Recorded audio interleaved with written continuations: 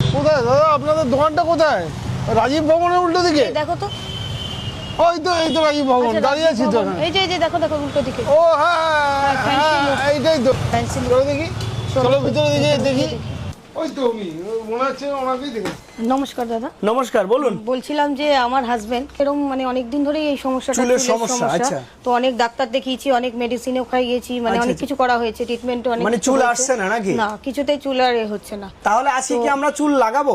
হ্যাঁ, আমি তো ওই জন্যই ওই আপনার জন্য কাছে আনলাম। চলুন আজকে আমরা, আপনি ভিডিওতে যেমন দেখেছেন, যেটা আমরা সব সময় বলি যে দাদুকে আমরা কাকা বানিয়ে দেব আর কাকাকে দাদা বানিয়ে দেব, তাহলে আজকে আমরা ট্রাই করব যে ওনাকে মিনিমাম 35 বছর বানিয়ে দেব। বলুন আপনার কেমন লাগছে?